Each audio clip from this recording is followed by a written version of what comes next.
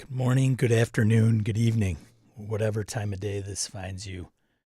Saturday, 8 a.m. Central Time U.S. in about 2 minutes. Fall is among us. Midwest. Days are getting cooler. Leaves are changing color.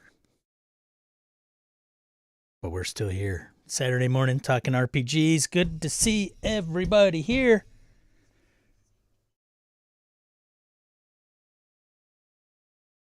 What is going on?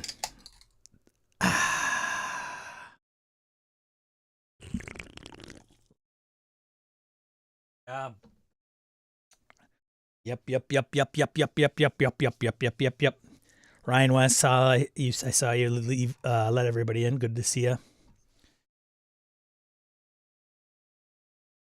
Turn those suckers down. Well, Michael, good to see you. Morning. Roll call. Joe, morning. Zeal, morning. Victor Wyatt, good to see you. Laramie, morning. Shambot, morning. Aragon, morning. Jake, morning. Good to see you. Tad, morning. Orcus Dorcas, good morning from ridiculously hot California. You guys still suffering a heat wave? We have an office in Scottsdale, Arizona, so my boss's boss is down there.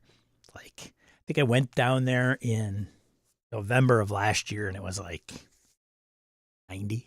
It's what? How do people do that? I had a colleague say, well, so when are you moving to Phoenix? I'm like, never. My wife absolutely hates the hot weather. Just hates it. Do. Just don't have anything burn out there, for Pete's sakes. Wayne, good to see you. Morning.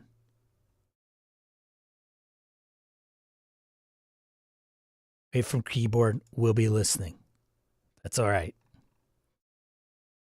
Fall, is that a season? I've heard of it, but from history books. Yeah.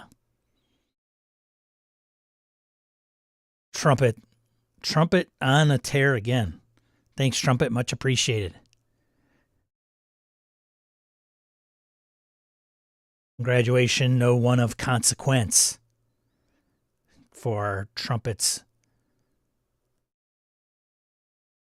generous membership gift. Farty, good to see you.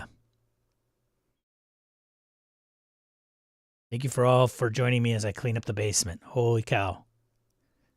Gabe, morning.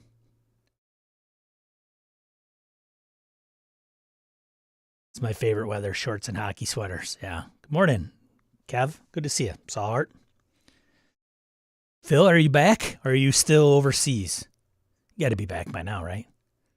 Good to see you, man. I hope the trip went well.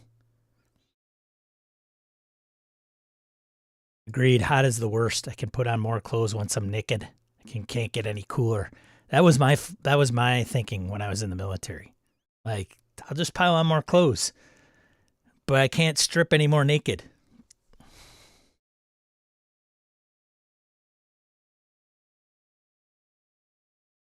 Trip was fantastic. Well, that's good. Nothing worse than a bad trip. Ha ha.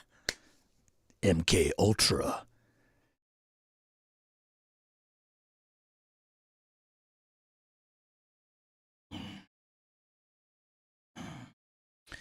Just a note for those that are not in the know. Me and a certain somebody in the chat are starting a new podcast. Some of you know and have already heard episode 1. So thank you for doing that. Some of you are supporting the show in one way, shape, or form. Thank you for doing that as well. For those of you in the dark, let me show you the light. Just kidding. Kind of. Harrigan and I have started the podcast Go Bag. We have started, we've recorded 2 episodes. One has been released to patrons. that drops September 17th, the first episode. I'll probably put out a trailer hacked up of episodes 1 and 2, potentially 3, and put it out as soon as I get it done. We record every Sunday, ideally in the morning. We plan on streaming only to patrons at certain levels on Patreon, of all places. So that way, if the whole thing blows up, technically, like literally blows up, it's not the entire public. We don't burden the public. It's going to be on espionage games, kind of first and foremost, maybe some action-oriented games that have something to do with it. But, I went on a shopping spree, and standing behind me is a stack of books like this. Like, it's pretty nuts. So, yeah, if you're a fan of espionage games or a fan of Harrigan and I, or if you're not either one of those, don't worry. I'm not going anywhere. I'm still going to be here every 8 a.m. Saturday Central Time streaming. And I promise not to make this stream solely espionage, action game, RPG focused. Just saying. Okay. So no worries. I'm not forgetting where I came from. But it's fun. We have the website fairly fleshed out. So be on the lookout for that. September 17th, it'll drop. And if you know the significance of September 17th, there's a little bit of irony behind that. So, bonus points, like a bonus 1,000 XP. Actually, too small. Bonus 10,000 XP if anybody knows the significance of September 17th. So, yeah, excited. We're going to be covering espionage games in all kinds of stuff, but we're going to have different formats. Like, we'll have a consistent show format going through different segments, but then we will have these offshoots of episodes that are going to be deep dives into specific games. So we'll do like a general overview analysis of what the game is, when it was created, what it's about, the mechanics, some of the features, how big the game is. And then what we'll do is maybe get into some of the deeper dives of those games. And then deeper dives, overview. I guess it depends on how deep a dive we do in the overview. And then we're going to do vignettes, which means we're going to do maybe an hour of actual play, like not 4 hours, not a campaign, not a session. It's going to be, maybe we'll do the chase rules in Top Secret. Maybe we'll do the chase rules in another game when we get into that game. We're going to do seasons as well. This is all in the kind of first episode, so I'm giving you a little bit of a teaser in that, in who we are and what we're going to do with the show and what we want to get out of it. So it's going to be fun. If you're not a big fan of those types of games, well, then you're probably like, pass. But if you know somebody that may be interested, let them know about the show. Go bag. GoBagPod.com. That's the website address. We also have a Blue Sky account too. So if you're on Blue Sky and you want to follow us on there, fantastic. So there you go. Yeah, it's all going to be Shambots, like all listen up assets. Like everything is completely espionage themed, like deep into the terminology and all that stuff, right? So there you go. I hope that answers that question, Mike. Arian has the best podcast voice. Doesn't hurt. Oh, Sean, MK Ultra, intersection of gaming and that kind of stuff. I enjoyed Monty Cook's Skeptic's Guide to Conspiracies. Oh, interesting. I would look into that. We'll listen this afternoon as I try not to pass out in the yard. Well, yes, please. Patreon only. Patreon, the first episode is released on Patreon, but I think I released it to anybody that's a Patreon at any level. I don't think I just released it to just paid patrons, because that's also, you could be also a free patron. But if you're asking about streaming, we're only going to, don't worry. Here's kind of the deal with this. We're going to always do it public. It's going to always be every week. I should also stipulate, at least that's the plan, weekly, unless, it just becomes too much. But weekly release schedule starting the 17th with episode 1. By then we'll have at least 3 in the can, which would create kind of a conundrum when people write into the show or leave a voicemail, which you will be able to do as well. Paid patrons will always get the show first, always, early, whether that is a day early or a week early. Ideally, a week or 2 early is the plan for patrons. So once we start getting into that cadence, patrons will paid patrons will get it early, and paid patrons is like be as little as $3 a month, and any paid patron will always have ad-free episodes. Okay, can't guarantee that for the public, and then of different levels, there's different benefits. So right now, for the month of September, if you are at the highest level, which is Black Ops Director, typically it's $12 a month, but I'm running a special for September where you can get it, if you paid in advance for like a year, it's literally comes out to like $10 a month. So, and at that level, we send you like swag, like bookmarks, potential t-shirts, who knows, notepads, whatever we come up with, there'll be a physical thing. And at that highest level, when we do those vignettes, or I decide to run a one shot, it's going to guarantee you at least 1 seat at the table a year in one of those, just so you know. When does podcast hit Apple Podcasts? If I get the trailer out sooner than September 17th, and then we release September 17th, then it'll show up in Apple Podcasts. The only way it can show up in Apple Podcasts is if you have an episode public. And since that hasn't happened, it's not on Apple Podcasts, it's not on Spotify or anything as far as that I know of. So there you go. So I hope that also, I'm going to really get into Patreon. I know I've short-stepped that quite a bit, even with Gaming and BS and GM Mastermind and this channel. It's been a tough kind of dynamic in trying to provide people more value than just showing up to a stream and supporting me. For those that have done that, thank you so much. I really do appreciate it. And I feel obligated to hey, they're backing me and I want to give them a little bit more value add through the Patreon. And I think with GoBag, we've got some decent levels that will certainly help incentivize folks to do that and be a little bit more robust. I feel like posting there almost every day, which could be a little much. Just turn off notifications and turn off your email and you'll be fine. Patrons will have a private RSS, so they'll get that.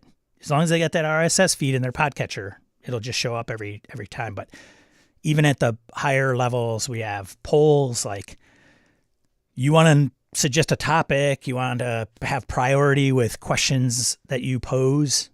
That's all going to be part of it as well. So there you go. So for those that are contributing to me, my levels, I've hidden them to keep people from continuing to kind of provide support. I may turn 1 or 2 on just for this stream. Like, hey, I follow you on, Saturdays I show up and I want to help and contribute, but I'm not interested in GoBag. So I may have just one level that people could do that. For those that are continuing to provide financial support to me because of the relationship you've had with Gaming and BS or through the stream or some of the other podcasts, I'm not shutting those down. I will still kind of roll you over into the GoBag stuff because I think if you're still providing, you're supporting me as a creator in my eyes, I still want to just do that, right? So hope that makes sense. Rather than just shut it down, and then I think your pledge, I don't know if it stays, but you're not associated with a level, or if it just gets nuked. But hopefully that helps and answer any questions. Yeah. total public. It's going to come to the public. So if you're just like, hey man, I just want to tune in and I don't want to get into all that other stuff, that's fine. It's going to come out. It'll just, and most people, it's not like a month ahead of time and there's a ton of spoilers. Need top secret, aka Patreon clearance to access all the mission, aka podcast details. Well, that's true. Do you have a Patreon set up for it? I do. I do have a Patreon set up. I have 3 levels currently. You can go there and check it out. Hey, Nathan, good to see you. Real reason for an RPG podcast, purchasing research material. You have no idea, Tad. I must have bought 4 RPGs at Noble Knight the other day. 4 or 5. For research. For science. Good. Thanks, Matt. Appreciate it. It's a niche, right? Like if you don't like espionage games, like, no thanks, not for me, right? But it'll be fun. It'll be good. MASH debuted on CBS on September 17th. Good to know. It's not because of MASH. What's your definition of espionage, Delta Green, Conspiracy X? So there is, I think, a debate between, I don't know if Harrigan would say there is a debate, but I would say, and in the first episode, we kind of get into that because originally when I came up with this plan, it was really to get into Delta Green, and do that. And then Harrigan was like, well, are you set on just Delta Green? And I'm like, well, no, not necessarily. And so then we kind of did that. Will we touch on Delta Green? I think so. I think with Delta Green and Conspiracy X and some of those, they're almost in their own little bucket, but they have tradecraft associated with them. So I wouldn't call them espionage, but I do know that they have tradecraft. And that's also part of what I want to kind of focus in on too, because there is some overlap, right? The missions, there's so many commonalities behind espionage and Delta Green, and Conspiracy X and some of the other ones, maybe Laundry, I don't know, but yes.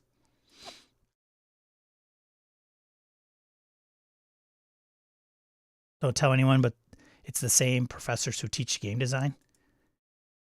I don't know what that is. I missed it. Constitution Day? Nope. You guys are, I know you guys, you probably don't know this, but you would know it if I pointed it out. Oh, I'm guessing either the start of GMBS or the motorcycle accident.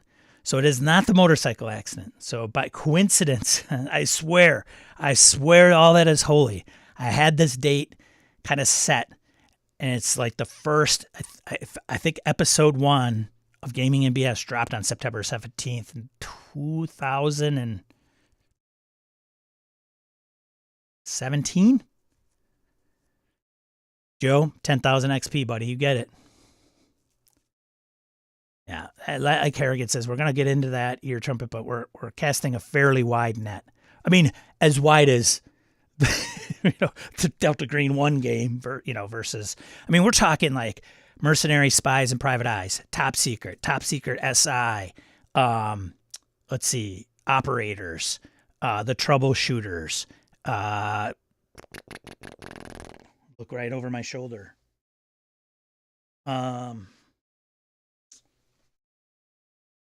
They came from Classified. Delta Green will probably get thrown in there as well. Let's see. Classified / James Bond, because Classified is the OSE of James Bond RPG. We're going to do Savage Worlds, probably GURPS, specific to espionage in those games, and some of those splat books that have to do with that. Like Agents of Oblivion is a great setting for Savage Worlds. They never redid it. That's by, can't remember, something Gear, Full Metal, Gray Metal, Steel Metal, Steel Gray, Gray Steel, Gray Metal. I don't remember what the company, but Agents of Oblivion's a good one. Well, with Brett, it was pretty face, show up. Harrigan, great voice, talk. Yeah, something like that. Yeah.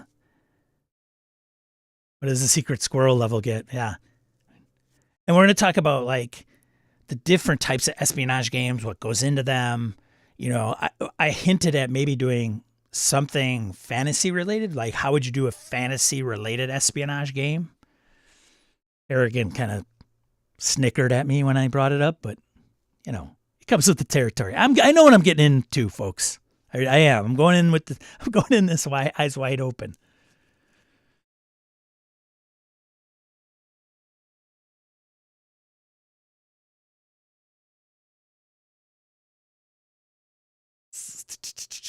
So you're combining the Patreon and Go Bag. Yes. Yeah. For the most part. Yeah.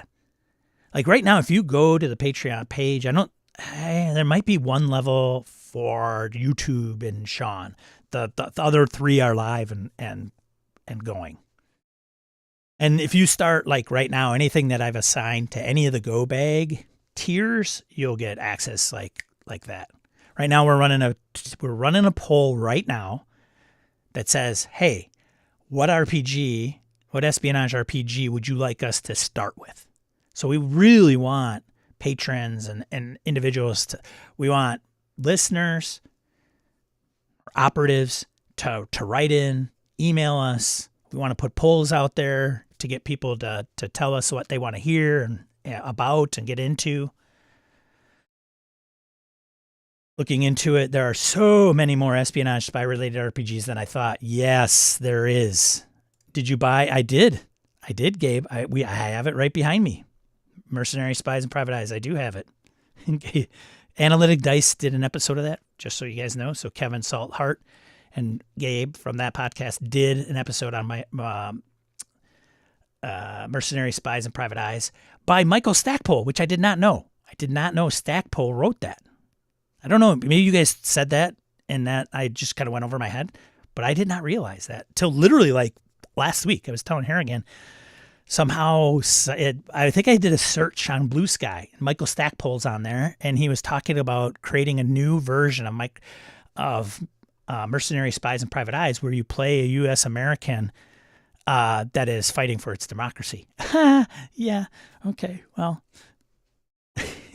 that's a thing, Oh, it would be a shame if Night's Black Agents wasn't covered. I get that it's spies versus vampires, but I feel like it does a lot better than other spy games I've read. Yes.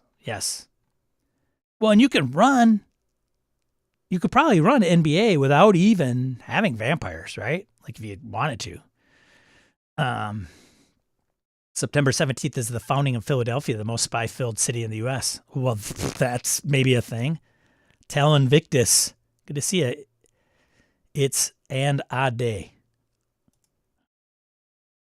Welcome. The Cold City Hot War is on the list. Yep, I backed that. I think Harrigan has the first edition. I just backed the second edition Kickstarter, so I'm waiting for that to arrive. That'll be on the list.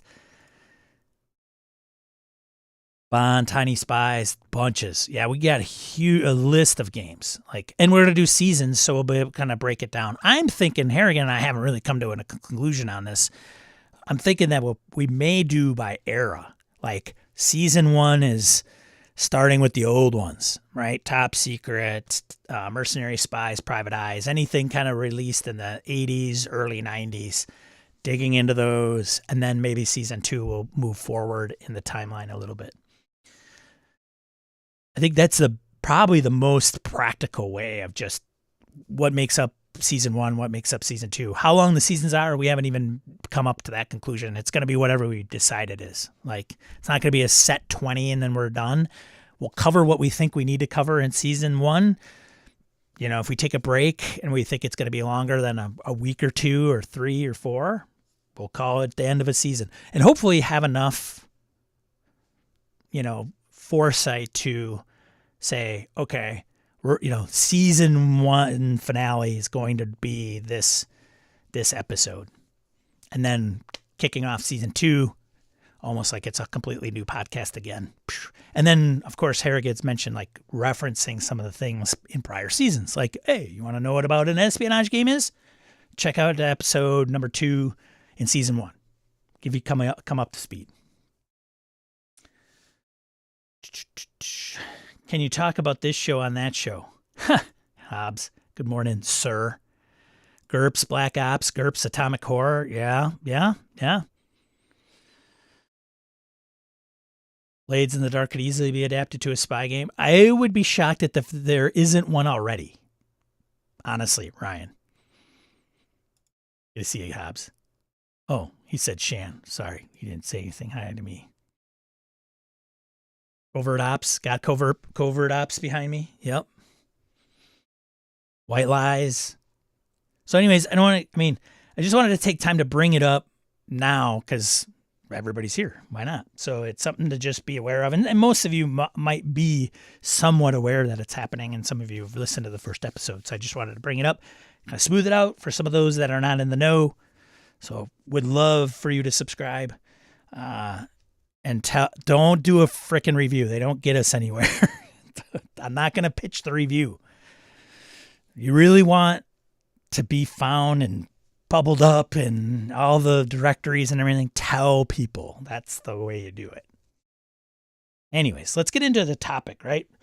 So topics, right, has been a thing. Like, what are we going to talk about every Saturday morning that hasn't been already talked about? And this one is probably like it's not I won't say it's the most exciting. Like, I don't wake up and go, whoa, let's talk about scheduling in RPGs. But it is an important thing. Like, it is a thing. And Tim Jensen brought it up from the Discord, and he's like, how about scheduling? And I'm like, well, that's not a bad thing. Like, and frankly, if we're talking about RPGs here every Saturday, it's usually about like problems we're encountering and how we try to tackle them. Scheduling is never not going to be a problem as far as I'm concerned. Did you know, this is a statistic, that 70%, actually it's 72.8% of campaigns fail due to scheduling problems? Yeah. And that is completely and utterly made up by me. That statistic doesn't exist, but it's probably very close. If I had to guess scientifically, it's probably somewhere like right in there, maybe like a 0.1% off by one way or another. So scheduling, how do you do it? What is some of the things that you do to help with scheduling? You know, the more players that you bring into the fold, the harder it is. There's no, like, just as a matter of fact, in my professional line of work, for those of you that don't know, I'm a technical recruiter. And if there is a literal statistic that I wish I could pull out that would be accurate, is that for every person that you add after four or something like that, it adds another week onto a hiring process. Because it's just to get everybody lined up for interviews and things of that nature. It's just mathematically, they've done... Someone has crunched data, probably at SHRM, which is a trade group of HR professionals. But it's every person you add, it's got to be more complex, unless you don't give a rip that they show up. That's the caveat, right? You can have 10 people, but if it doesn't matter if all 10 show up, because if it doesn't, then who cares how many people you have, right? West marches, drop in, drop out, things of that nature. But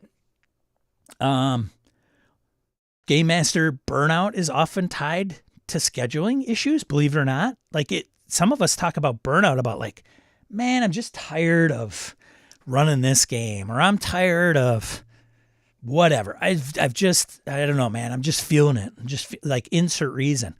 It could potentially have to do with like scheduling and herding cats. Like, that's not easy. And that might be an issue that comes up. So, you know, when do you address scheduling and what does that look like? So I want to get it out there and talk about it as I catch up on the chat. That's what we're going to talk about, scheduling. Minutes to midnight. Ooh, I'm going to check that one out. Thanks, Ryan. I'm not selling you, Hobbs. That's not what I'm going to do. Hey, Tim, scheduling is the biggest problems with RPGs by far.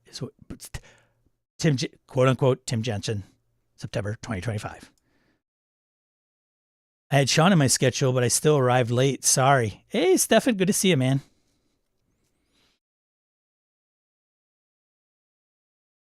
So Mike says we keep a regular schedule of every other Sunday. If people can make it or not, we game and have a good time. Mike is onto something. Mike always brings something to the table every weekend. Mike, like, bam, boom, money, right? Mike is money. What's that movie? What's from that movie? Vince Vaughn. Money. It was no question at the forefront of the demise of my Curse of Strahd game. Just scheduling,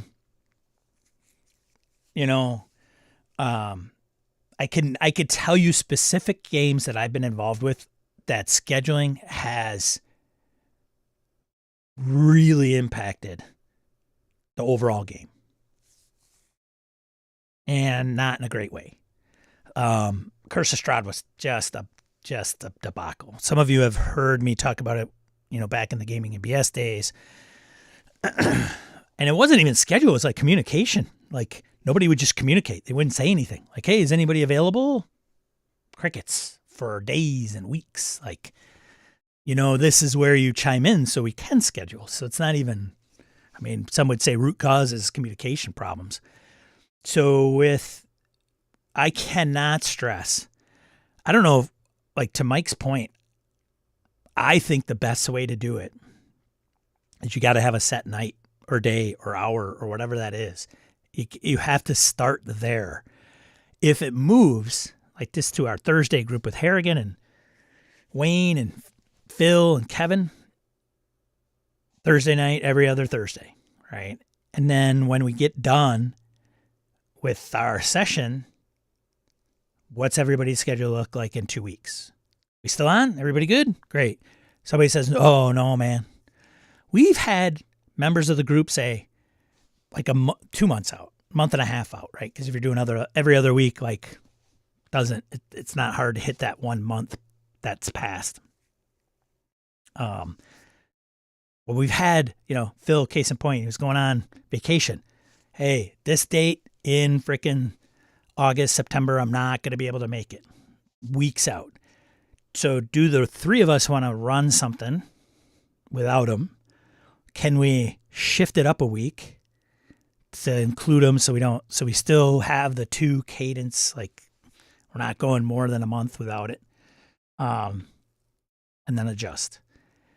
My Delta Green game with Jeff, which is face-to-face, is an interesting one.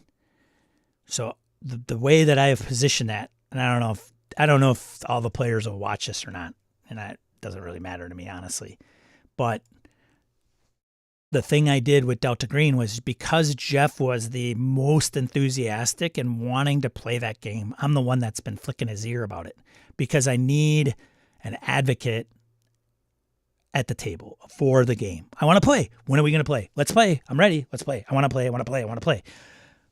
I think it's important to have one of those because they can help drive that scheduling piece. So it was him and my buddy Joe. I've known him for decades. And I got into RPGs because of those two. And my buddy Joe was like, yeah, I'll play Delta Green. Sure. Not as enthusiastic, but I'm like, when can you 2 guys play? And they said, I can play on this day. And I said, is every other week a good enough commitment? Weekly may be too strong, but can you do every other week? Yes. Okay, fantastic. And they're like, but what about the other players? And I'm like, yes, the other players will be included, right? We have a couple other players because then they're like, well, what about them? And I said, they will be invited. They will be welcome at the table. But if they don't show up, we still play. 2 people, Delta Green game, no problem. That's it. I'll deal with them. And so literally every time I say, hey, next session is, whatever, tomorrow, Sunday, Jeff goes, and then people start falling off like, oh, I've got, this going on. I got that going on. I'm sorry. I go, okay, no problem. And then, Jeff will say, oh, sucks. We're not going to be able to play. And I go, are you able to play? Yes. Joe, are you able to play? Yes. We're playing then. That's the way it is. That's it. Oh, okay. Right. And then all of a sudden, whoop, Jeff's attitude goes back, all excited and happy again. Right. It's been like that for years and it works well. People either move the schedule around game and attend or they don't. And that's the thing. The problem where scheduling becomes a huge issue for most of us is that there are, I mean, I said this to the Curse of Strahd group and I think, man, they got super ticked off at me, but I didn't, so what? I didn't care. But there was I said we're on different levels, and it made it sound like I had a superiority complex because I'm on a higher level than they are, and that's not what I meant. I should have mentioned, like, I'm on a different page. I do want a game with you guys, but I can always go over to Jeff's house, right, and sit and shoot the shit. And so with gaming in general, because it's such a social thing, people prioritize it differently in their lives. And that's not good or bad. It just depends on who you are and what your perspective is. So if you're die hard and you're like, I'm really serious, I want to get this game to the table, I'm really excited, I want to do this, and you got beer and pretzels person that's like, well, I'll try to make it whenever I can, but it's not, I got other stuff going on. They're going to just wreak havoc on your schedule. So you almost have to deprioritize them. You just do. And it sucks because you probably want to play with that person. They're friends. And a lot of game groups are very friend-oriented. Like the people that are in the chat that have played with me and we've known each other and we go to Gamehole Con and we do pickup games off-grid, like we are anomalies, man. We are like, what is that? Who are they, right? That's not the typical norm. Like there are folks that are here in Madison that have gamed for years and they don't go to Gamehole Con. And they may never want to do that. Why? Because they don't game with strangers, right? And they just game with their home group and their friends, and that's it. That's the box. Changing to 2-hour sessions has had the biggest positive impact on running my regular games. That's also another point, right? Like, dude, I can't do the 8-hour, like, even I do, like, my buddy Joe's running Castles and Crusades, and we're supposed to be doing it once a month. And if you miss that once a month, I mean, we're on probably month 4. I don't even know when the last time we played. And it's usually that 8-hour, get there at 11 in the morning, leave at like 6 at night in the evening. And that's the game session, which is great if you can pull that off. That's a big time commitment. Like some people can probably chew off 2 2-hour sessions a week than one huge 8-hour session, right? Basic scheduling foundation is have a set date and stick to a quorum. I'd agree. So what if you can't do that? What are some options? What are some alternatives? Run West Marches. Shit, man. Just say, I'm going to run a game at this time, anytime, and anybody who wants to play can play. As long as we have 3 people, bam. Like to the quorum piece that Orcus mentioned. But like not limiting it to how many people. I mean, a minimum you probably need it. Do you want to run a game with 2 people? I don't know. Some games facilitate it better than others. Get a group of 10. If you get 10 and you get 25% that shows up, that's pretty good.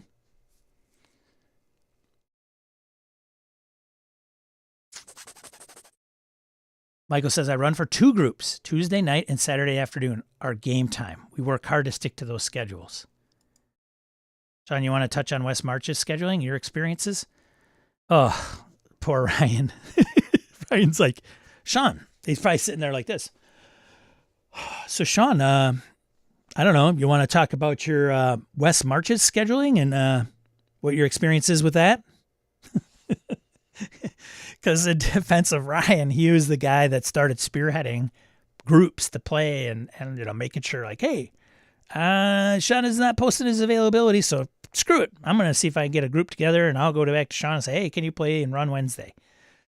Which is really the way it should have been anyway to begin with. So, yeah, it was that was all on me as well, for sure. And it's a tricky thing doing it, not even in person. Online is just as tricky as, the problem with West Marches is if you're a person that likes, I'm going to set this day aside and I'll run West Marches. The problem is everybody else has to be able to make that time as well. So you end up getting the same amount of pool regardless. Like people will want to play West Marches, but I can't make Wednesdays. Like it's the worst night of the week for me. So I'll never be able to get there. So for West Marches, you almost have to have the flexibility to just be able to say, yeah, sure, I'm open Saturday at freaking 8 a.m. and, Tuesday at, noon. But that's not practical for most. Gabe set a night. Few players. If it's important for everyone to be there for the main game, have something ready on the side. Yeah. Also, I will say it again. I'm going to beat this down with a frickin' dead horse. If you have a game group and they're friends, like they're good friends of yours, you're like, I love gaming with these people. That's great.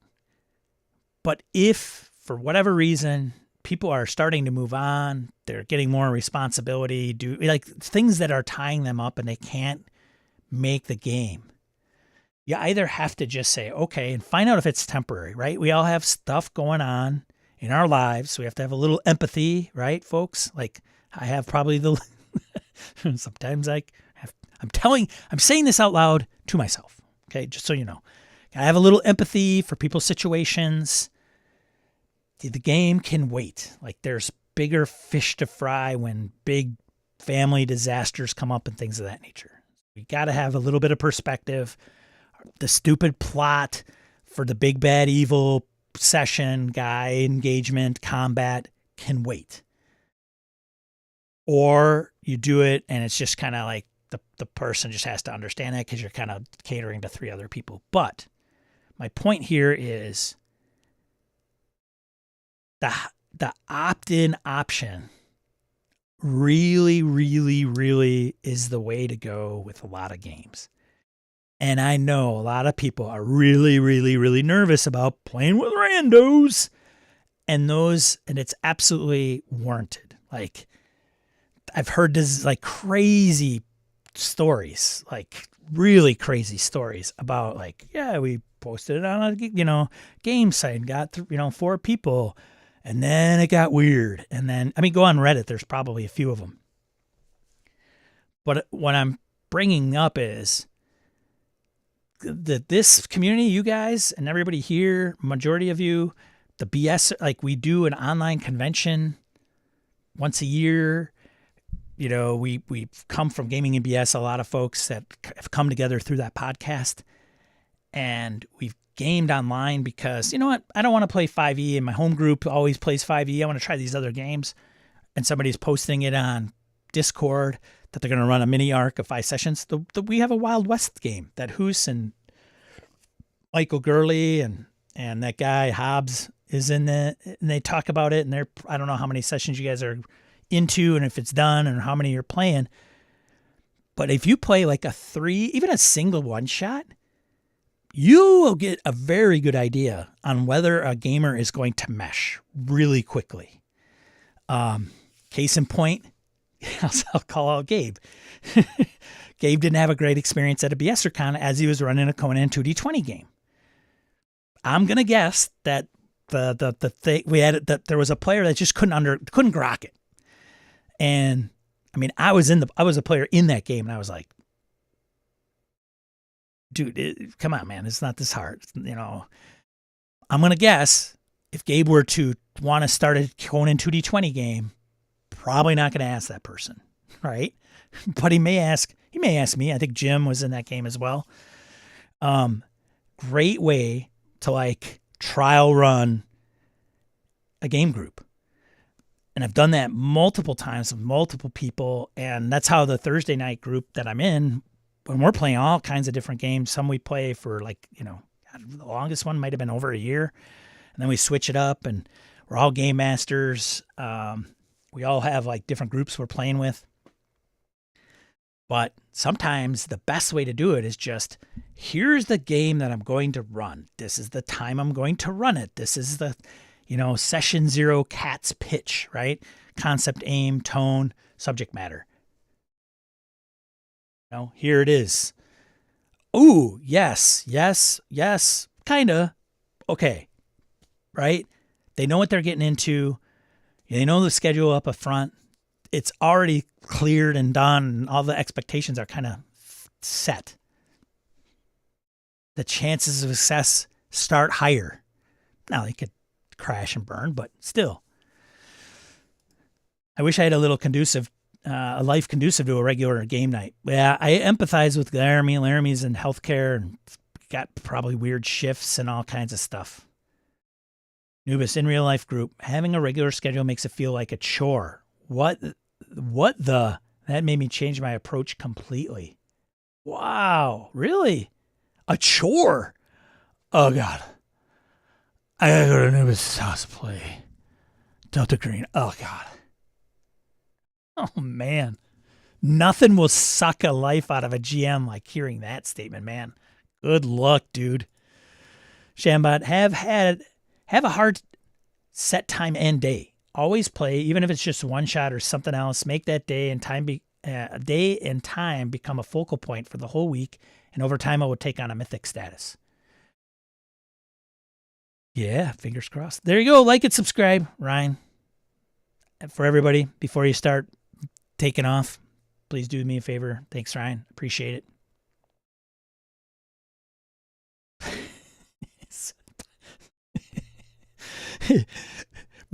Harrigan, everything Go Bag is all going to be espionage. Like the titles of the hosts, like the website, everything's thematic. So Harrigan, points for dealing with spy dog poop in the basement. Spy dog poop. There you go.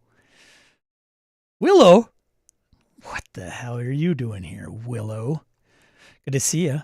Scheduling is easy. Pick a time, commit to it, and don't do things at the other time. Whoa. There you go. Willow has it solved. Everybody can go home. Tim says all the players should be enthusiastic. Otherwise, what are they doing there? I don't know. Maybe they feel obligated. People are weird, man. Let me tell you from a person that works in the people business. People are weird. They're conflict adverse. They don't want to tell you how they feel because they don't want to hurt your feelings. Sometimes it's good. Other times it's not good. Online group, we play Tuesdays and Sundays. Result, played one session this year in real life. Played countless online. Isn't that weird? Now, I will say, face-to-face in real life, as Nubis says, I mean, drive, packing up your bag, like, all that stuff could be, like, it's overhead. Right? That has to be to overcome. And some people, like Hobbs, wanted to like get a game going. He's like an hour and a half from me. And I'm like, dude, where are we going to play? I'm not driving 3 hours to play in a game session.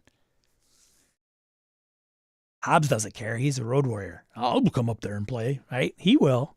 So that's another thing too. Like somebody else will drive that hour and a half one way. A regular schedule makes things so much easier. Make it a repeating Google calendar event and invite all others. One other option is use those online websites to put like availability and everybody can vote. And then you have a common time. But that thing has to be done quick and consistent. All right, everybody, we want to get the next session going. Let's put our availability on, I can't remember some of the sites, the names. Caboodle, maybe? Shots fired. You know the deal, man. Phil, perfect timing. My One Ring campaign is on life support due to scheduling. Yeah, man. You know what it's going to take? Clear, right? And you're either going to lose the patient or you're going to freaking boing and they're going to snap up, right? We've only played once in May, once in June, meeting tonight. Not sure the game continues. For me, it's lost its juice. It's like a Kickstarter that never delivers. Shots fired again, man. Dolmanwood, I'm sure you're going to be here any day now. Willow, and stop doing things at the same time as your game. Priority. That's what I told my dad when he had his heart attack. I'm like, dude, Come on, man. What are you doing? What are you doing, Dad? Really? Seriously? Heart attack now? Come on. I got a game. Scheduling pro tip, don't have kids. Wow. It's funny, Willow. I have had people with no kids that are more wishy-washy than those with kids. Because those with kids sometimes, believe it or not, they'll say, even newborns. I talked with the spouse. We got to have our own break. We got to have a break from adulting and kids and things of that nature. He or she is going to do this, and then I'm going to go and do that. It's just our time to breathe and kind of be away from that. But, kids can be a handful for sure. Speaking like a person that has none. But I've had people that don't have kids, or they have adult kids that are like, they drive, they're on they're juniors or seniors in high school, and they still have huge issues trying to get to the table. Real life always takes a bite out of any gaming session. For real, for sure. Or wait until the kids are grown and moved out of the house. There you go. Don't work a night job of rotating days. Yeah. So Phil continues, one of the guys is a social butterfly. He always has something popping up on his schedule. Another has some challenges due to being on the Atlantic time and our start time. There's just some people that it's also a thing, right? Like I said, some of us see gaming as the only outlet we really want to have in our lives. I mean, kind of the major outlet. The major hobby. I could choose to, like Brett, I could hunt, I could fish, I could go outdoors, I could go up north. I'm an outdoors person, and that's we used to ride motorcycle, and RPGs, and then throw in family and all that stuff. And you kind of go like this and go, and I want to, I always wanted to take up restoring furniture. So I'm going to do that. And then you just kind of tack on these hobbies, and then you're like, wow, I have a lot. How do you prioritize those? And some people, gaming is not a priority. It's just something they like to do with you, but it's different for you. You're here on a Saturday in the morning. Some of you at the ass crack of dawn, 6 a.m. on the freaking far West Coast. Different. You guys are, like I said, anomalies. Other people, man, get that shit out of here. I don't want to talk to this guy about RPGs. I play D&D, so what? I'm ready. Play by post. Look at that. Harrigan. I'm disappointed in Harrigan. Just saying. Where's that guy? He's probably like mowing the lawn, trying to listen. Can't type. Play by post. I've seen the video you've done. Yeah, that's a good one. It's a different one. But Harrigan plays in like 10 play by post games. 10. Well, why? Probably because there's so many different lulls with each one. Like, just to keep things burning. And you're like, can you imagine, like, I'm going to run 5 Delta Green play by post games. And maybe they're all the same scenario. Like, okay. You can move that game. Like, you're probably at the similar points in that scenario if you're running it, but it's something. Good point, Trumpet. Bonus XP for you. Harrigan. Timeout in the corner. Mike says, cultivate a lot of players. My group has 9 people in it. That was there. That way there is always enough to run a game. We have been a group for over 25 years, and this is with a steady time day has worked for us. That's another option for sure. Stop inviting people who flake out all the time. That's another one. I have done that. Case in point, I had a friend, Tomb of Annihilation, just started not showing up. We text him, see if he's coming. Nothing. I just wrote him off. Like, okay, he's not going to show up. The next time we started a campaign, he didn't get an invite. Jeff's like, oh, you gonna invite him? I'm like, no, I'm not. And then, of course, when Joe's running, he comes to us and says, hey, I was wondering, I heard you guys are playing RPGs, D&D. I thought, Jeff said you're playing Castle Crusade, so, sometimes, buddy, he like laid it on super thick, like, I was hoping I could come back and, start playing again. And my buddy's like, why? You had your chance, man. And it wasn't even like, hey, I got something going on. I gotta take off and bail. He just stopped showing up, period. No explanation, nothing. And then it was like, hey, I'd like to really come back. And like, that ship has sailed. Well, I thought as longtime buddies, we've gone through a lot of things and we've got all these common connections, common things. And, even friends make mistakes sometimes. And, sometimes it's just, my buddy Joe is like, nope. Sometimes the home scheduler has other plans. Yes, indeed. We were all randos once. Yeah, maybe a little bit for sure. A long time ago, maybe. What's up, William? Good to see you. Playing with strangers can be anxiety-inducing. That is why attending game conventions is so useful for meeting compatible players. Agreed.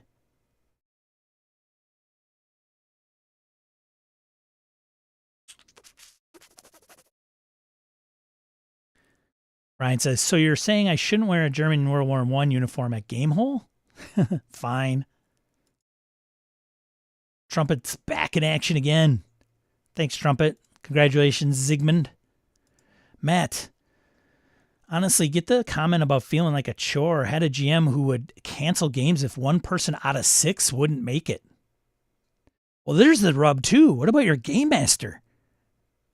Like, the whole game pivots on this one person. Oh, man. I hope that game master's solid. But usually we're the ones driving it anyway, right?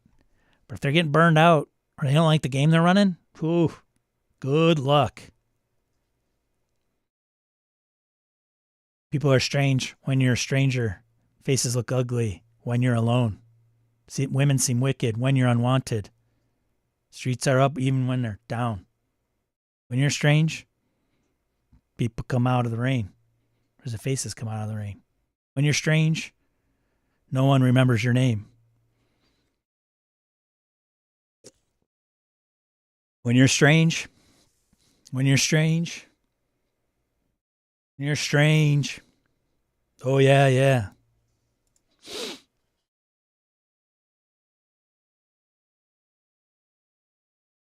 FYI, Nubis says, the drive to my place takes people 10 to 15 minutes. So you like they're going to be out 20 to 30 minutes a game session. Dude, I don't know, man. Online's not a bad gig. I know friends of mine that'll be like, oh, cannot do that. Me? Not a big deal. Like, hold on, let me get this straight. I'm home. I work from home, but say you even go to a job every day. You come home, like that drive doesn't change. Get your food, walk to your computer at home, turn it on, play. Oh, you want something to drink? Walk over to your refrigerator, upstairs or downstairs, get your drink, come back, game. Like gaming and face-to-face is like, well, it's right around this time, so I got to eat, so I'm going to grab something on the way, and then like, listen to me complain.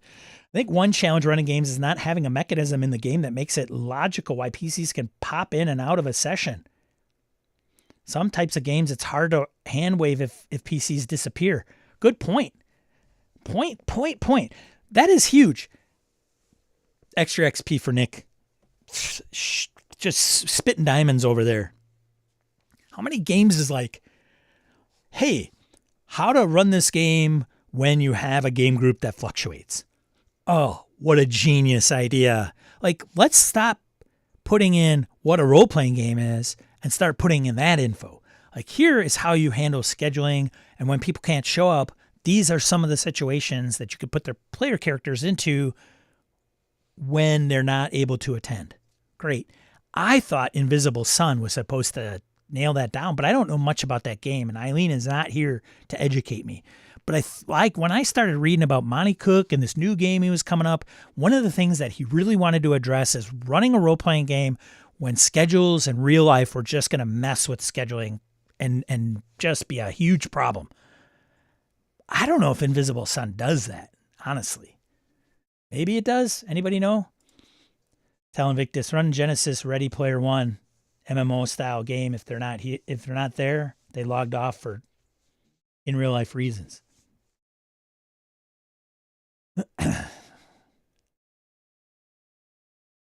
Yeah, Kristen, give it a rest, Dad.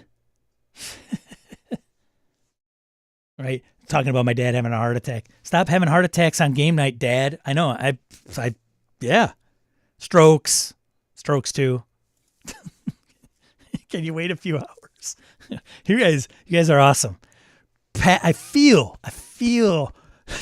pathetic love in the chat today. I'm kidding, Sean. Jeez, take a joke. I get it. We cherish that break from the kids. Oh boy. Yeah. No one of consequence. One of my players had 4 small children, but he usually manages to make the game. His wife is supportive and helps cover down. Yeah. Like for your mental sanity, for Pete's sakes, in some relationships, right? I bet you he probably he probably like, hey, honey, you want to go out with the ladies or do whatever you want? Go. I got the kids. Like, man, sorry, my schedule filled up with an unscheduled event, the Great Dingleberry Jamboree of 2025. Sounds like a riveting event.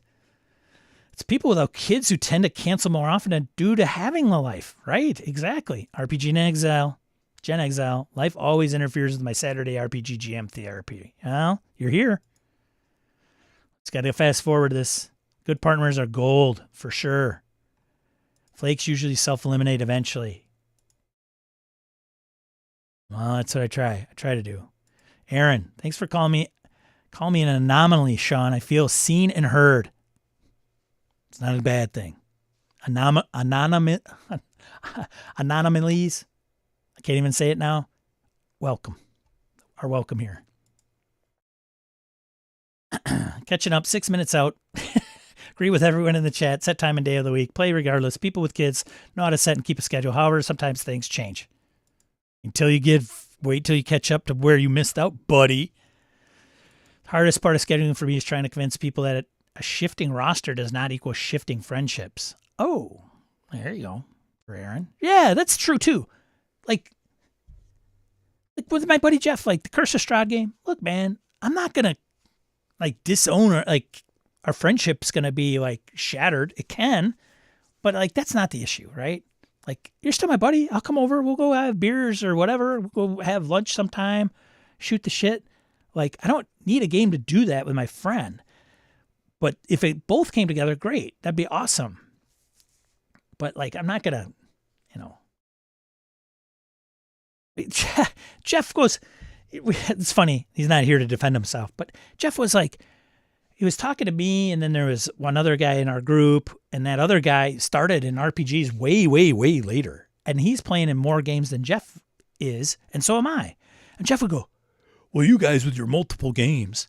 And I'm like, hey, man, I try to get you to play once every other week for 2 hours, 3 hours a night. Nothing too crazy, like a bowling night. And you were like, nope, I'm too busy.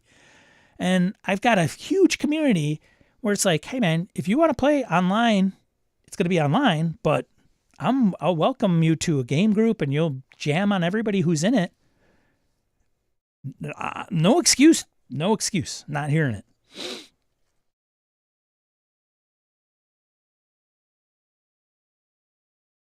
Now we are singing the Doors tunes.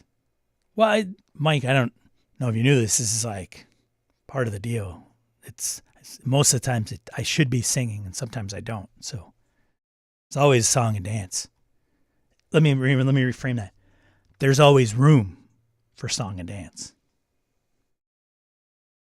Solid Heart. Our evolution playing online has been interesting for a long time. We ran everything on Foundry. Now just Discord and Theater of the Mind. Any visuals dropped in chat. Arrogance says, I've noticed the same evolution. Hobbs says, I call that de-evolution. I've been doing less and less with maps and the like. Yeah, style plays. Things change. For FYI number 2. None of my friends have kids, so there might be something to this. People with kids have less time but are better at scheduling thing. I think it's this. When you, and I, again, don't have kids, but I'm going to speak on behalf of everybody that does. Because I should be the spokesperson for parents everywhere. I'm going to guess that they are tied up with, running their kids around. There's a lot of responsibility. Case in point, I got my hair did, talking to my barber. His oldest just started as a freshman, and then his youngest just started as like a fifth grader or something. So his oldest just started high school.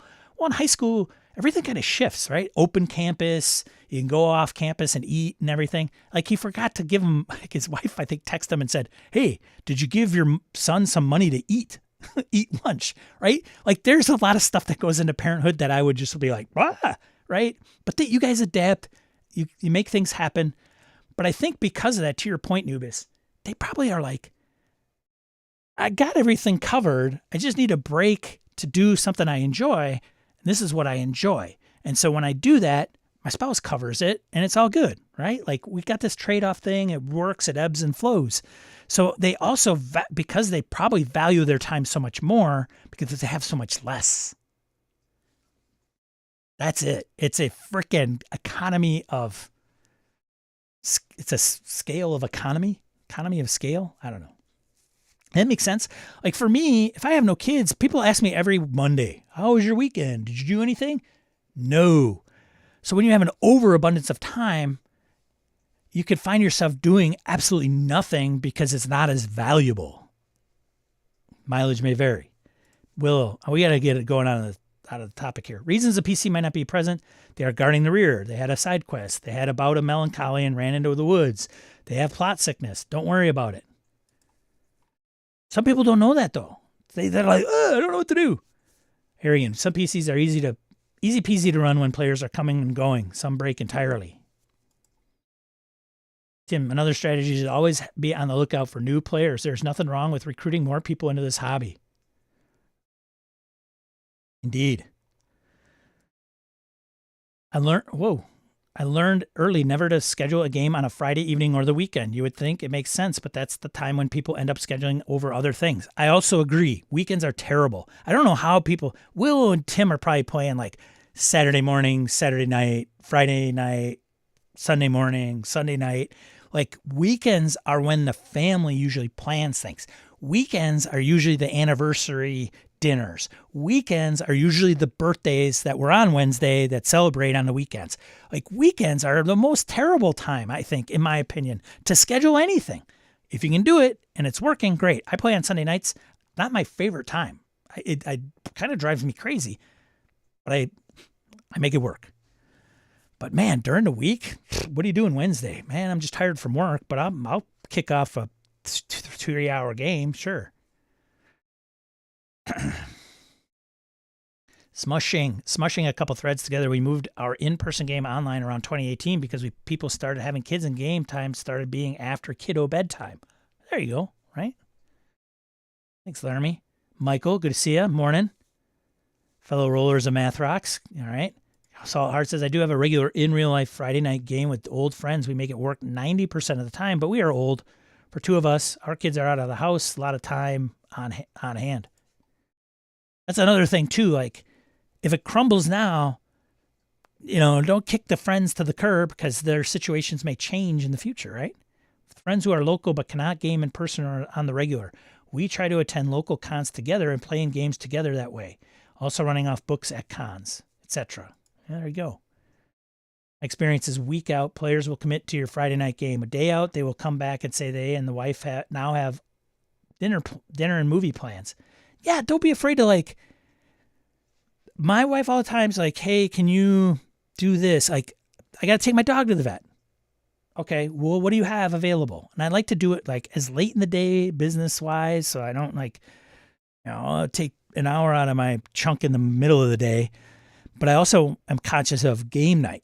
So if game night starts at like 7, well, then I got to eat and I got to take the dogs out and I got to feed the animals. Well, that's going to take me up. And then if I have to take the dog or cat to the vet, say at 5 and the vet's open later, well, from 5 on, it's eaten into all that routine to get prepped for the game.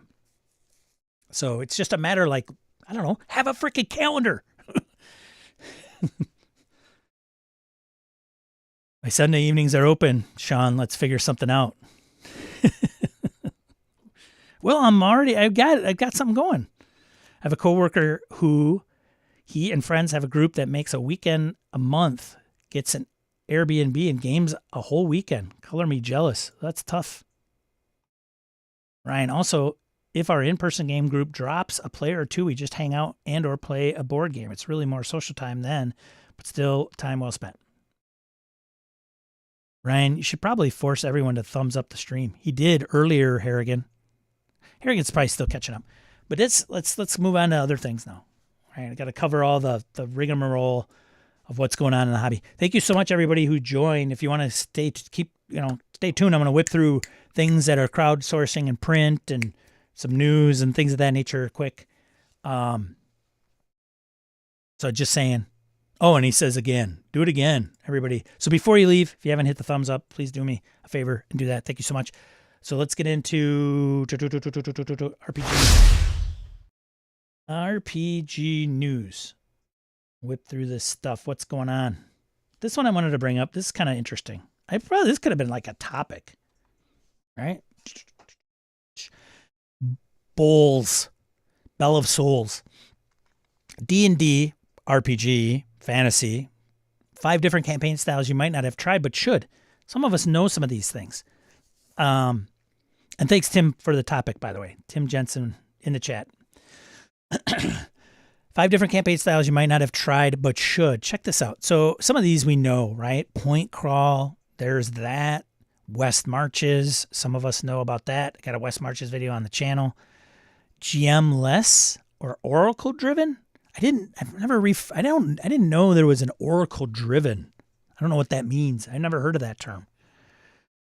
I am enlightened. I've learned something. The mega campaign. For those of you who are lucky enough to have moderate to large friend groups who all want to play RPGs together, there's the mega campaign style. This is a campaign that takes place usually all in one area, kind of like West Marches, but with dedicated parties and a very dedicated DM. Or a small number of DMs. Meat Grinder. Then there's the Meat Grinder campaign. This is as much as an ethos as it is a strict campaign format, but in a nutshell, it's about harsh but fair combat. It's often thought of as a D&D on hardcore mode. Death saving throws might be harder. There might be rules against bringing the dead back to life. So there you go. I thought that was kind of interesting. Gotta get my copy paste my thingamajigger here.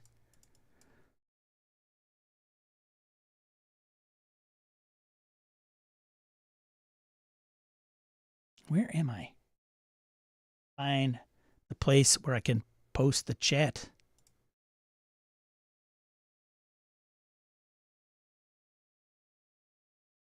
I lost the chat. Popped out the chat. But it's sitting behind something. I must find it. There it is. Boom. Bam. There you go. Next one. This is on Rascal. I think this may be a premium article. You may not be able to get to it in full if you do not subscribe to Rascal. Tiny Table Index. This is interesting. A directory for small and solo TTRPGs has shuttered when hobbyist projects become overwhelming. Awesome. Kudos to the iMac. 60,413. That's the eye-watering number of tabletop games hosted on itch under the physical games category. And that number is not even inclusive of other supplements and books on the platform, which are housed under another list. That's insane.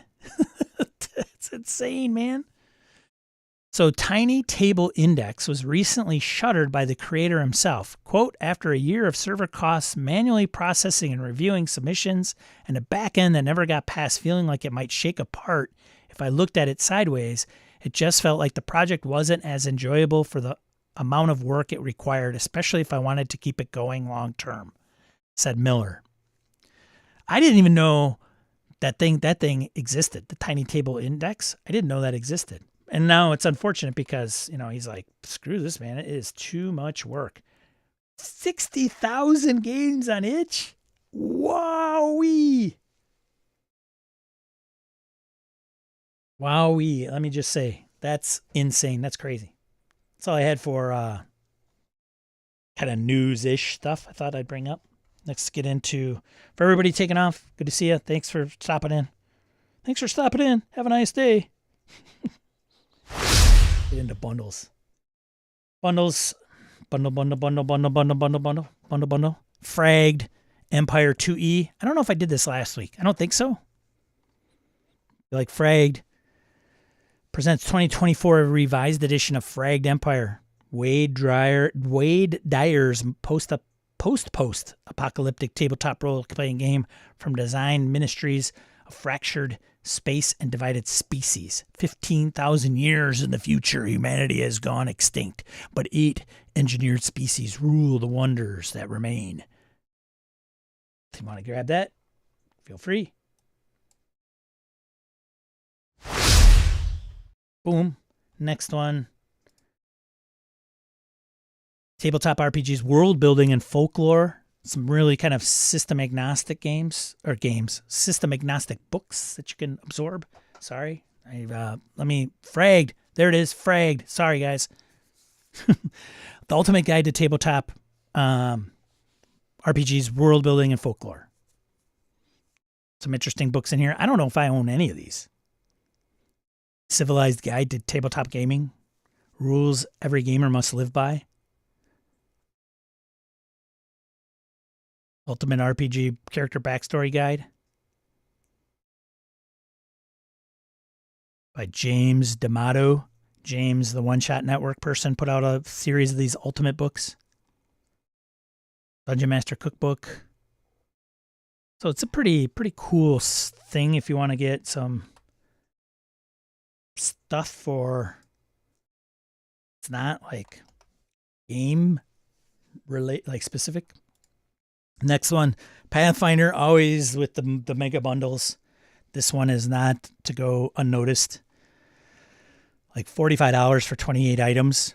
So if you're a Pathfinder and you ever wanted to get into this edition, they put out lots of stuff. Excuse me. There you go.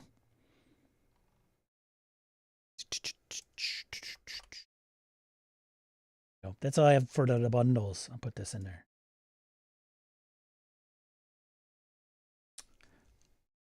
Let's get into print news. Print. This one was kind of interesting. I thought I'd throw out there. Angus Branson. If you don't know who Angus Branson is, he's been in the hobby for a while. He writes I think he's involved. With Cubicle 7, I think, is the shop that he currently is doing work for, but he's also blogging. And he put this out there, RPG PDF Spotlight, 300 Days Starter Set, which is a Year Zero engine RPG. What are you going to do? 300 days, the war ended, everyone lost. The rich and powerful fled, the lucky ones died early. What's left of the world rots, borders and laws are gone, settlements are stitched together by barbed wire and desperation. People, they're a liability at best. They smile through crooked teeth, offer a seat by the fire, and wait for you to fall asleep. The only thing more deadly than starving is trusting someone who isn't. You're not a hero. Scarcity and brutality are the norm. Survival is your only goal, and death is coming. 300 Days is a survival horror TTRPG set in the aftermath of the cataclysmic events of the Second U.S. Civil War. How about that for a backdrop? No horror, by the way. It's a horror game, but it's not like there's no, what does it say down here?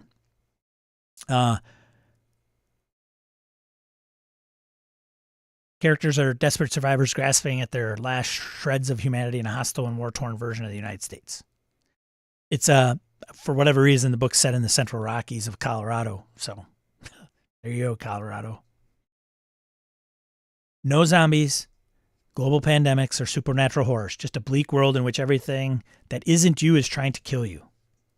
I thought that was kind of interesting. I wanted to bring to people's attention. Next one.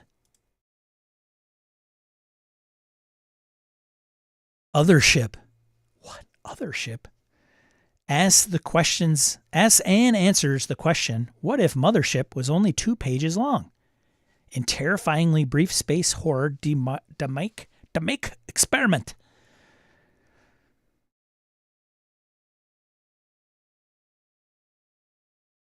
Ada Press Games are pleased to announce the release of the barely anticipated Othership, a demake of, am I saying that right? Is it demake? It is demake, right? Demake of Tuesday Night Games, modern space horror classic Mothership. There you go, Motherships.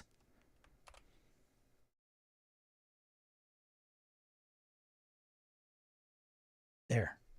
Check it out. Next. Print news from EN World. What's out? Misfit Dragons D&D Battle Zoo Dragons. Misfit Dragons Pathfinder 2e Battle Zoo Dragons.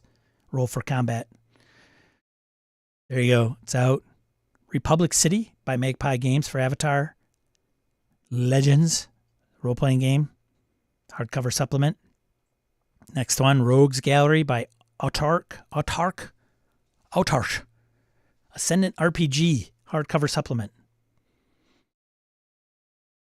Next one, Die RPG Scenarios Volume. So Die RPG was out a little while ago on crowdfunding. And then now it's got, looks like some scenarios from Rowan Rook and Ricard, the makers of the last Eat the Reich. Soldier Loon by Daiskami Publishing. Big Eye Smallmouth RPG box set, $50. Too pretty of a game for me. Too colorful. Directly inspired by the Magical Girl anime series that debuted in Japan in 1992. I'm not a big anime person, lost on me, but I'm sure some people will appreciate it for sure. Monstrous Manual Judge's Journal by Autark. Polyurethane leather hardcover core rulebooks with gold foil stamping. Whoa. Wow. The Monstrous Manual, 432 pages, contains over 290 monsters. Entries each with a full page description, including spoils. It's for Adventure Conquer King system. So if you know the author of that one,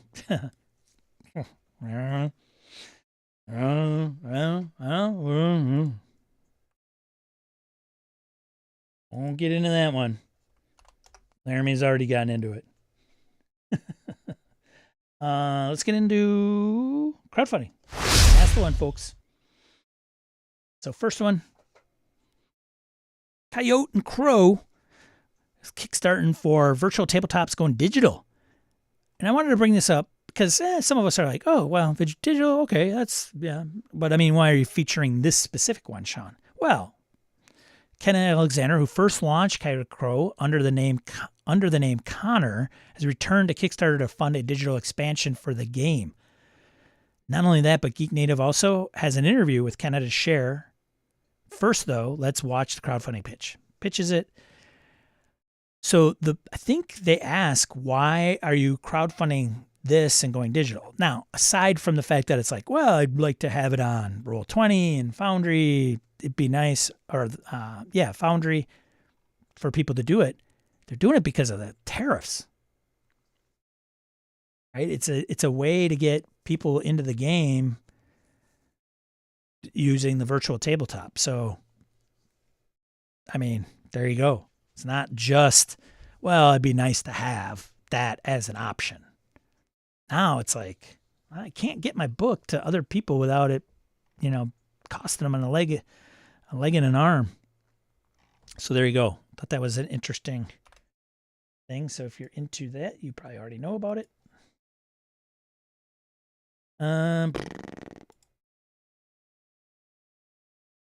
Speaking of apocalypse, this one's coming out. I don't know if you've ever heard of Apocalypse World. If you haven't, all your PBTA games stems from the writers of this game. Apocalypse World is getting a new edition. The original creators, Vincent and McGay Baker, running a Kickstarter to fund a new edition of the influential ttrpg. So there you go, 3rd edition. No other details about the new game was announced, but the Kickstarter page has attracted 1,300 followers as of press time. So wish them the best luck. I'm sure it'll do well. I had the 2nd edition. I did not have the 1st. I've not played Apocalypse World, but it is a staple. I mean, it's, I guess it could be debated whether Apocalypse World, the game, is a staple, but it has definitely had its influence on tons of games, even Blades in the Dark. Forged in the Dark, if you will. Gwenian World. Beetle and Grimm Skullduggery, the 5e Urban Fantasy Companion. There you go. It's funded. Ware's Blade by Linewing Publishing by the LUC. It's the LUC system. It's a Japanese RPG of the 80s and 90s come to English featuring sword, sorcery, and mechs. Debuting in 1989 in Japan, this version brings that old school crunch with a D10 against the target number with a luck system to English reading audiences. This campaign translates the 1994 Ware's Blade Renewal Book, the most updated version of the rulebook. Yeah, that's funded. There you go. Next one, another adventure double feature from Mary Mushman. It's got a few fans of Mary Mushman in the chat. They might have gotten on this. It's an adventure for OSE. They do some pretty good work, I would say. 105,000 euros. There you go. Next one, The Funeral Where Nothing Goes Right or Wrong. Alex Edwards, System Neutral Adventure, 15 quid for PDF. That's funded. It's a sequel to The Town Where Nothing Goes Wrong. Designed to be system agnostic and funny, this one shot involves a funeral and a time loop. Oh boy, there you go. Could possibly go wrong. Bentic, The Scattered Seafloor by Barrel Eye Games. For Merkberg or Becknick variant. And Pirateberg. That's funded. Next one's Merkborg, 3 Weeks in the Streets, and Raw Power for Merkberg by Elijah Herman. That's funded. An adventure, some zines. Deadlands, you guys see this? Deadlands 20th anniversary reprint. They're also doing one, Deadlands, they have a new Deadlands one, right? For like future? Right? Science fiction? Is that not out yet or released on Kickstarter, crowdfunding? Sometimes Pinnacle does it on their own platform. Can't remember, but I've seen one. I've gotten emails for it. It's also probably not in the last week of its campaign, which will probably show up later if it is. But I didn't know Deadlands was out there for 20 years. Congratulations to Pinnacle. Although this is coming in from world's largest RPGs. Not Pinnacle. Hell on Earth is the future of Deadlands. That's what it is. Hell on Earth, Michael said. Yep. Interesting. This campaign reprints the Deadlands Classic 20th anniversary and adds an audiobook. The book is a reprint of the 2016 edition, with the reprint coming in time for the 30th anniversary in 2026. Audio continues. Interesting. There you go. There you go. That's all I got. That's all I got. Thanks for tuning in. Much appreciated. Very much. Thank you. Thank you to all these fine individuals for being financial supporters of the show. Thank you so much. Thank you for being here. every week, or at least today. Again, I'm Sean. I stream every Saturday, 8 a.m. Central Time, right here, talking about RPGs. If you have a topic that you would like to hash out, who knew scheduling was going to be a big one? It seemed to get a lot of conversation going. So thank you so much for partaking in that. I really appreciate it. If you'd like to see other videos, check it out over here. I'll have one at the end that you might enjoy. Otherwise, go play some games. Hopefully you've got a schedule in a way that it works. And if for those that are struggling, maybe something came up today, was I'm just going to do this and see if something changes. Great. Let us know how it goes. Otherwise, remember to check out Go Bag when it's coming up. I'm sure I'll have a reminder or two in the near future again. And yeah, that's it. I'll let you guys go. Have a great rest of your day and go play some games and be a positive force in the tabletop RPG hobby. See ya.